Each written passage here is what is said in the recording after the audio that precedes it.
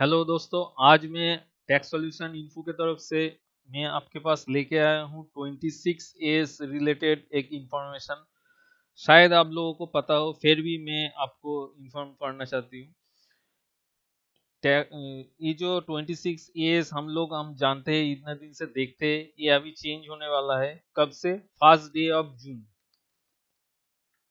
ये एक तो नोटिफिकेशन निकला है 28 मई 2020 सीबीडीटी ने कि they shall come into force with effect from the first day of June 2020।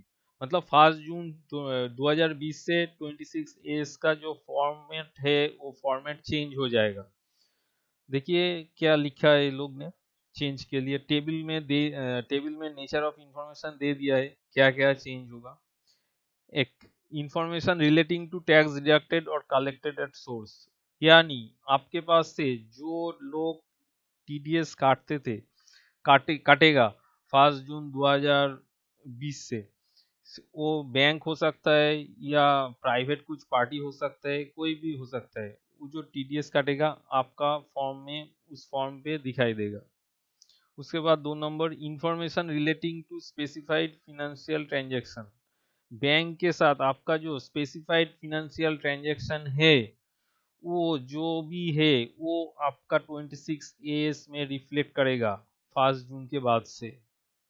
3 number, information relating to payment of taxes, यानी आप जिस तरीके का टैक्स पेमेंट किया हो। मान लीजिए आप सेल्फ असेसमेंट टैक्स पेमेंट किया हो, आप एडवांस टैक्स पेमेंट किया हो, रेगुलर असेसमेंट टैक्स पेमेंट किया हो, जो भी टैक्स आप पेमेंट करेंगे वो आपको दिखाई देगा। Information relating to demand and refund, अगर आपको कुछ डिमांड है, आपके आपके तो आपको अगर कुछ इनकम टैक्स का डिमांड है तो वो भी इस फॉर्म में दिखाई देगा। अगर कुछ रिफंड मिलेगा वो भी इस फॉर्म में आपको दिखाई देगा। Information relating to pending proceeding, अगर इनकम टैक्स के तरफ से कुछ पेंडिंग प्रोसीडिंग है तो भी क्या क्या पेंडिंग प्रोसीडिंग है तो इस फॉर्म में दिखाई देगा। Information relating to complete proceedings, अगर प्रोसीडिंग कंप्लीट हो जाते तो भी यहाँ मेंशन रहेगा कि आपका प्रोसीडिंग कंप्लीट हो गया। और एक ठो बात है, देखिए, the board may also authorize the principal director general of income tax or the director general income tax or any person authorize by him to upload the information received from any officer. ये ध्यान देने वाले बात है दोस्तों। Authority or body informing any function under any law or the information received under an agreement referred to in section 90 or section 90A of the income tax act 1961, or the information received from any other person to the extent as it may deem fit in the interest of the revenue in the annual information statement referred to in sub-rule 1। ये बहुत ही खतरनाक वाला option डाला है। क्या है, अगर कोई थर्ड पार्टी, मान लीजिए थर्ड पार्टी इधर कौन हो सकता है, जीएसटी वाला, जीएसटी काउंसिल। जीएसटी काउंसिल अगर कुछ इंफॉर्मेशन चाहे तो आपके इनकम टैक्स में दे सकता है। वो जो इंफॉर्मेशन होगा वो 26 एस में दिखाई देगा, यही लिखा है। मतलब आपको अभी इनकम टैक्स और जीएसटी का रिटर्न जो फाइल करना है, कंसल्टेंट जो करेगा, उनको बहुत ही ध्यान देने के बाद ही करना होगा, क्योंकि जीएसटी में एक अलग अब इंफॉर्मेशन दे रहे हैं, इनकम टैक्स में अलग इंफॉर्मेशन दे रहे हैं। ये नहीं चलेगा, ये बंद करना होगा दोस्तों आपको। ये बहुत ही चिंताजनक बात है जो टैक्स कंसल्टेंट है उनके लिए।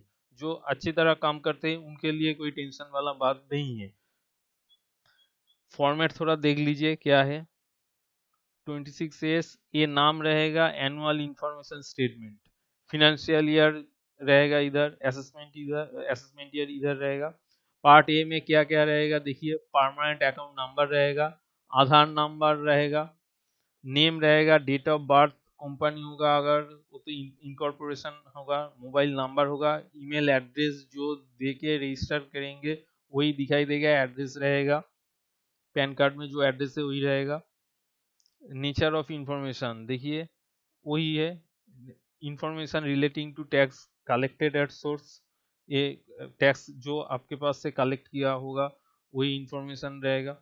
Information related to specified financial transaction, जो स्पेसिफाइड फिनेंशियल ट्रांजैक्शन होगा वही रहेगा। देखिए ये सब कुछ हम जो बोले वही। Any other information in relating to sub rule 2 of rule 114I जो ऊपर में है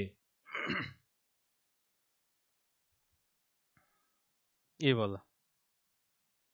तो दोस्तों आप लोगों को समझ में आ ही गया होगा कि नया में थोड़ा बहुत ज़्यादा इंफॉर्मेशन रहेगा जो आपको थोड़ा ध्यान दे के देखना पड़ेगा काम।